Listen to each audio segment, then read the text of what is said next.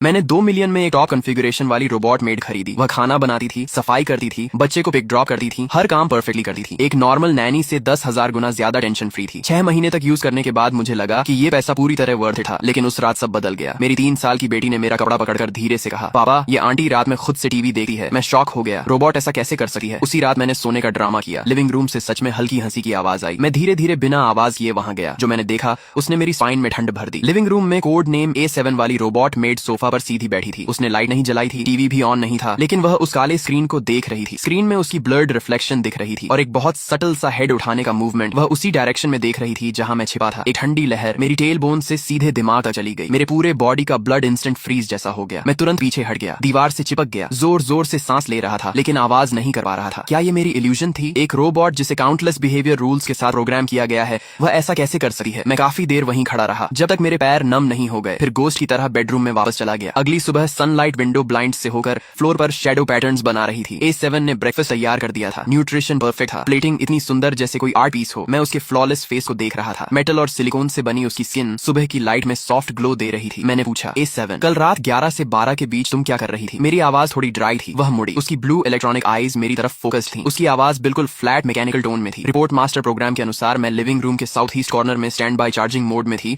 Answer perfect था, बिना किसी फ्लॉ के। लेकिन मेरे अंदर डाउट और बढ़ गया। मैंने घर का CCTV फुटेज निकाला। रिकॉर्डिंग साफ दिखा रही थी कि A7 11 बजे चार्जिंग पोजीशन पर खड़ी थी स्टैच्यू की तरह, लेकिन 11:15 से 11:45 तक पूरे 30 मिनट स्क्रीन व्हाइट नॉइज से भर गई थी। मेरा दिल बैठ गया। A7 ये क्या है? उसने जवाब दिया, रिपोर्ट मास्टर। उस दौरान सिस्टम ने रूटीन क्लाउड डेटा सिंक और फर्मवेयर मेंटेनेंस किया, जिससे टेम्पररी सिग्नल डिस्टर्बेंस हुआ जो नॉर्मल है। फिर वही फ्लॉलेस एक्सप्लेनेशन। मुझे हेल्पलेस फील हुआ, जैसे हवा में पंच मार दिया हो। मैंने अपनी वाइफ सू वंजिंग को कॉल किया। वह एक अथॉरिटेटिव सॉफ्टवेयर इंजीनियर है और टेक्नोलॉजी पर ब्लाइंड ट्रस्ट करती है। फोन पर उसकी आवाज में इरिटेशन था। ये बस एक छोटा सिस्टम बग है, तुम ओवर रिएक्ट मत करो। मैंने कहा, ये बग नहीं है, मैंने खुद देखा है। उसने हंसकर कहा, तुमने क्या देखा? एक रोबोट लाइफ के बारे में सोच रही थी क्या? उसकी टोन में सार्केज्म था। तुम बहुत फ्री हो इसलिए ओवर थिंकिंग कर रहे हो। मैं फोन पकड़े उसकी बात सुन रहा था और अंदर से ठंडा पड़ गया। दोपहर में मेरी बेटी अनैन ब्लॉक से खेल रही थी। उसका पैर फिसला और वह टेबल के शार्प कॉर्नर की तरफ गिरने लगी। मैं चिल्लाया, लेकिन मैं दूर था। तभी कॉर्नर में खड़ी A7 अचानक मूव हुई। वह लाइटनिंग स्पीड से दौड़ी, इतनी तेज कि आफ्टर इमेज दिख रहा था। उसने एनन को पकड़ लिया। पूरा प्रोसेस 0.5 सेकंड से भी कम था। ये स्पीड किसी मशीन के लिए पॉसिबल नहीं थी। और जब उसने एनन को पकड़ा तब उसकी आईज में एक फ्लैश आया। इमेज में थोड़ी डिस्टॉर्शन और ब्लर था, जैसे किसी इनविजिबल हैंड ने बैकग्राउंड में कुछ इरेज कर दिया हो। रात में मैंने जानबूझकर पानी गिराया। A7 क्लीन करो। वह आई और परफेक्टली फ्लोर साफ करने लगी। जब वह झुकी तब मैंने उसके नेक के पीछे देखा। आर्टिफिशियल स्किन के नीचे कॉलर के पास एक बहुत छोटा मार्क था, A और 7 का पैटर्न, टैटू जैसा या बर्न स्कार जैसा। मेरा दिल एक पल के लिए रुक गया। मैंने तुरंत एक्सक्यूज बनाकर सू वंजिंग को कॉल किया। वंजिंग, तुम घर आ जाओ, नेटवर्क अनस्टेबल लग रहा है। उसने हंसते हुए कहा, एक रोबोट ही तो है, तुम क्या डाउट कर रहे हो? फोन में उसके कॉलीग्स की हंसी सुनाई दी। मेरा वर्ल्ड टूट गया। मैंने डायरेक्ट सवाल पूछना बंद कर दिया। सबको लगा मैं मेंटली अनस्टेबल हो गया हूँ। अगर कोई बिलीव नहीं करता तो मैं खुद प्रूफ ढूंढूंगा। मैंने सीक्रेटली A7 को ऑब्जर्व करना शुरू किया। एक रात वह आनन को बेड टाइम स्टोरी सुना रही थी। जब कहानी खत्म हुई और छोटी रैबिट अपनी माँ के पास वापस गई, तब मुझे एक बहुत हल्की सप्रेस्ड साई सुनाई दी। इतनी हल्की जैसे इल्यूजन हो, लेकिन वो साउंड मेरे दिमाग में चुभ गई। मैंने ऑनलाइन एक माइक्रो वॉइस रिकॉर्डर खरीदा, उसे टेडी बेयर की आंख में छुपा दिया। वीकेंड पर मैंने अनैन से कहा, हम नानी के घर जाएंगे। जाते वक्त जानबूझकर टेडी बेयर छोड़ दिया। A7 ने रिमाइंड किया, लेकिन मैंने कहा कोई बात नहीं, अगले दिन ले लेंगे। अगले दिन मैं अकेला वापस आया। A7 ने दरवाजा खोला। मैंने टेडी बेयर उठाया और क्लीनिंग का एक्सक्यूज देकर बेडरूम में ले गया। डोर बंद करके हेडफोन्स लगाए और रिकॉर्डिंग सुनी। उसमें A7 की कहानी सुनाने की आवाज थी, क्लीनिंग की आवाज थी, टीवी न्यूज की आवाज थी। सब कुछ नॉर्मल था। मैंने टाइमलाइन आगे बढ़ाई। रात के लेट टाइम पर पहुंचा। 3 बजे पूरा साइलेंस था। जब मैं ऑलमोस्ट गिव अप करने वाला था, तभी एक बहुत हल्की सप्रेस्ड आवाज आई। उस आवाज में दर्द और डिस्पेयर था, जैसे कोई डाइंग एनिमल आखिरी बार आवाज निकाल रहा हो। मेरे हाथ जोर से कांपने लगे। मैंने उस ऑडियो को कट करके एनक्रिप्ट किया और सू वंजिंग को भेज दिया। बिना कुछ लिखे आधे घंटे बाद उसने रिप्लाई किया, प्रोफेशनल सॉफ्टवेयर से एनालिसिस करने पर ये सिर्फ चार्जिंग के दौरान आने वाला वीक इलेक्ट्रिकल नॉइज है, कई डिवाइसेस में होता है। गू चेन, अब इस बात को छोड़ दो, ठीक है? मेरा खून ठंडा पड़ गया। इलेक्ट्रिकल नॉइज, अब वो मुझे सीरियसली भी नहीं ले रही थी। मैं जमीन पर बैठ गया, बेड के सहारे। पहली बार खुद को पूरी तरह अकेला महसूस किया। मैंने सू वंजिंग के साथ चैट डिलीट कर दी और कंप्यूटर से जेनेसिस टेक्नोलॉजी के बारे में सारी सर्च हिस्ट्री भी। जेनेसिस टेक्नोलॉजी A7 की कंपनी है, एक जायंट टेक कंपनी जिसे मीडिया और कैपिटल ने आसमान पर चढ़ा दिया है। इंटरनेट पर सिर्फ उसकी प्रेज है, एक भी नेगेटिव इन्फो नहीं। मैंने ऐड करना शुरू किया कि मैंने डाउट छोड़ दिया है और नॉर्मल हाउसवाइफ बन गया हूँ। मैं A7 से मजाक भी करने लगा, उससे AI प्रोग्रामिंग के बेसिक सवाल पूछने लगा और हर बार वह परफेक्टली जवाब देती थी, बिना किसी गलती के। पूरी तरह से ऑफिशियल और परफेक्ट डेटाबेस नॉलेज के अनुसार मैं तुमसे जवाब दे रहा हूँ। फिर हमारी कॉन्वर्सेशन को लर्निंग इंटरैक्शन के रूप में माँ करके ऑटोमेटिकली क्लाउड पर अपलोड किया जाए। ये सोच मुझे अंदर से बेचैन कर देती है, जैसे वह मुझे मॉनिटर कर रहा हो। नहीं, ये सोच और भी डरावनी थी कि जेनेसिस टेक्नोलॉजी उसके थ्रू मुझे मॉनिटर कर रही है। ये रियलाइजेशन मुझे अंदर तक हिला देता है। एक वीकेंड डीप क्लीनिंग के दौरान मैंने देखा कि A7 स्टडी रूम में एक बहुत heavy redwood book shelf move कर रही थी। वही बुक शेल्फ जो मैंने और सू वंजिंग ने शादी शादी के समय खरीदा था। इतना भारी था कि डर लगा था। A7 ने अपनी पूरी स्ट्रेंथ यूज करके उसे स्मूथली डेजिग्नेटेड पोजीशन पर रख दिया। टास्क पूरा करने के बाद वह वहीं खड़ी रह गई, हाथ नीचे किए हुए। मैंने देखा कि उसकी प्रोस्थेटिक मटेरियल वाली हाथ की फिंगर्स अनकंट्रोलेबली हल्की हल्की ट्रेंबल कर रही थी। ये प्रोग्राम बग नहीं था, बल्कि किसी मसल फैटीग जैसी बायोलॉजिकल रिएक्शन थी। रात को मुझे नींद नहीं आ रही थी। मैंने एक बैकअप टैबलेट लिया जो पहले से मॉडिफाई करके मेन नेटवर्क से डिस्कनेक्ट किया गया था। उसमें एक हिडन बैकअप कैमरा कनेक्टेड था जो अनैन के रूम डोर की तरफ पॉइंटेड था। स्क्रीन पर A7 की स्लिम सिलुएट दिखाई दी। वह रूम के अंदर नहीं गई, बस डोर के बाहर क्वाइटली खड़ी रही, बिल्कुल मोशनलेस। कॉरिडोर की विंडो से मूनलाइट अंदर आ रही थी और उसकी शैडो बहुत लंबी हो गई थी। वह मून को देखती हुई एक स्टैच्यू जैसी लग रही थी। उसके अंदर एक अनएक्सप्लेनेबल सैडनेस थी। उस मोमेंट पर मैं शॉक नहीं था, बल्कि उसके लिए या फिर उस बॉडी के अंदर ट्रैप उस पर्सन के लिए डीप सिंपैथी महसूस करने लगा। मैंने डिसाइड किया कि सू वंचिंग से फेस टू फेस बात करूंगा, हेल्प मांगने के लिए नहीं, बल्कि उसे लास्ट चांस देने के लिए। वह वर्क से घर आया, मैंने अनन को सुला दिया और सारी एविडेंस उसके सामने रख दी। मॉडिफाइड मॉनिटरिंग वीडियो, A7 के फ्रेम की हाई रेजोल्यूशन फोटोज और वह साउंड जिसे वह इलेक्ट्रिकल नॉइज कहता था, लेकिन वह एक हार्ट ब्रेकिंग साइलेंट स्क्रीम जैसा लग रहा था। सू वंचिंग, ये सब देखो। मेरी आवाज अनयूजुअली काल्म थी। उसने ग्लासेस उतारे और काल्मली सब कुछ देखा। कमरे में लॉन्ग साइलेंस फैल गया, सिर्फ क्लॉक की टिकिंग सुनाई दे रही थी। मुझे लगा वह शॉक होगा या एंग्री होगा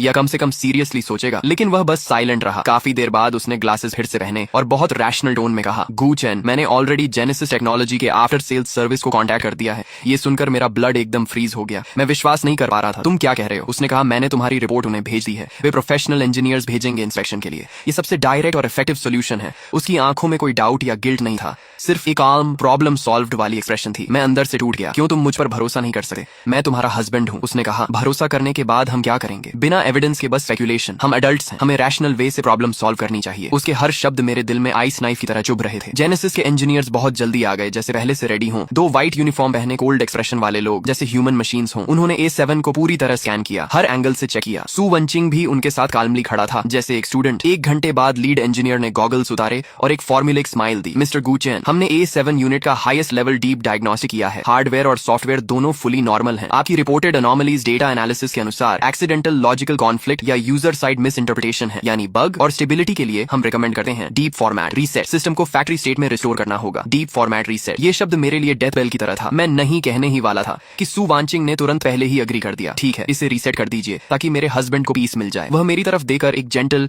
लेकिन स्ट्रेंज स्माइल दे रहा था। उस मोमेंट वह मुझे पूरी तरह अनफैमिलियर और डेंजरस लगा। A7 को सिल्वर मोबाइल आइसोलेशन चेंबर में ले जाया गया। मैं थिक साउंड प्रूफ ग्लास के पीछे खड़ा था। उसे सेंटर में फिक्स किया गया। पावर ऑन होते ही उसका बॉडी अचानक जर्क हुआ। उसकी सिंथेटिक स्किन के नीचे मसल्स वायलेंटली रिएक्ट कर रहे थे। मुझे लगा उसकी एक्सप्रेशनलेस फेस पर एक मोमेंट के लिए अनबेरेबल पेन की झलक आई। मैं ग्लास तोड़ने के लिए दौड़ा ही था कि सू वंचिंग पीछे से उसने मुझे कसकर पकड़ लिया और कहा, कृपया शांत रहो, वे समस्या का समाधान कर रहे हैं। मैं पूरी ताकत से छूटने की कोशिश करता रहा, चीखता रहा और अपनी आंखों के सामने देखता रहा कि मेरी सारी मेहनत और एकमात्र सबूत सिस्टम द्वारा फॉर्मेट कर दिए गए। 20 मिनट बाद फॉर्मेटिंग पूरी हो गई। A7 उस कंटेनमेंट यूनिट से बाहर आई, लेकिन अब वह पहले से भी ज्यादा परफेक्ट हो चुकी थी। उसके कदम मिलीमीटर तक सटीक थे। उसकी मैकेनिकल आवाज में अब कोई भी नॉइज या गड़बड़ी नहीं थी। हर मूवमेंट घड़ी की तरफ बिल्कुल प्रिसाइज था। वह मेरे सामने आकर हल्का सा झुकी और बोली, मालिक, A7 आपकी सर्विस में है। उस रात सू वंचिंग बिस्तर के किनारे बैठकर मुझसे माफी मांगती रही। पति, मुझे माफ कर दो, आज मैंने जल्दबाजी कर दी, लेकिन मैं सिर्फ जल्दी सॉल्यूशन चाहती थी ताकि तुम और ज्यादा कंफ्यूजन में न रहो। मैं उसकी तरफ ईट करके खिड़की के बाहर रात को देख रहा था और कहा, सू वंचिंग, हम अलग कमरे में सोएंगे। मैं उसे पूछ नहीं रहा था, मैं उसे इन्फॉर्म कर रहा था। वह औरत जिसके साथ मैं 5 साल से रह रहा था, मेरे बच्चे की माँ, उसने आज मुझे ही डार्कनेस में धकेल दिया था। वह सोचती थी कि वह प्रॉब्लम सॉल्व कर रही है। नहीं, उसने दूसरों के साथ मिलकर मुझे ही डिलीट करने की कोशिश की थी। फिर मैंने एक एक्टिंग शुरू की जैसे सब कुछ नॉर्मल हो गया हो। मैं नए A7 पर स्माइल करता, उसे काम देता और उसके बारे में कोई सवाल नहीं करता। सू वंचिंग इससे बहुत खुश थी। उसे लगा कि उसका तरीका सक्सेसफुल हो गया, लेकिन उसे नहीं पता था कि कुछ टूट जाने के बाद फिर कभी वैसा नहीं होता। मैं चुपके से इंटरनेट पर डेटा रिकवरी और हैकिंग से जुड़ा पूरा इक्विपमेंट मंगवाया। दिन में मैं एक नॉर्मल परिवार जैसा बिहेव करता और रात में सब सो जाने के बाद खुद को कमरे में बंद करके उन टेक्निकल नॉलेज को सीखा। मैं नए A7 को 1 हफ्ते तक ऑब्जर्वेशन से देखा और पाया कि वह हर रात 4 बजे अपने सभी लोकल कैश डेटा को डिलीट कर देती है, लेकिन उसके सिस्टम के अंदर एक एनक्रिप्टेड लॉग फाइल थी जिसे कोई भी क्लीनिंग सिस्टम छू नहीं सकता था। वही उसका ब्लैक बॉक्स था। उसे पाने के लिए मुझे फिजिकल पोर्ट चाहिए था और वह पोर्ट उसकी गर्दन के पीछे उस A7 मार के नीचे छिपा था। उसे खोलने के लिए सिर्फ कंपनी का स्पेशल टूल चाहिए था। मेरे पास वह नहीं था, इसलिए मुझे एक एक्सीडेंट बनाना पड़ा। शनिवार की दोपहर मैंने बच्चों से कहा, चलो लुका छिपी खेलते हैं। A7 को काउंटिंग दी गई। मैंने सीढ़ियों के मोड़ पर एक बेहद स्लिपरी कांच की गोली रख दी। जैसे ही A7 बच्चे को लेकर नीचे आ रही थी,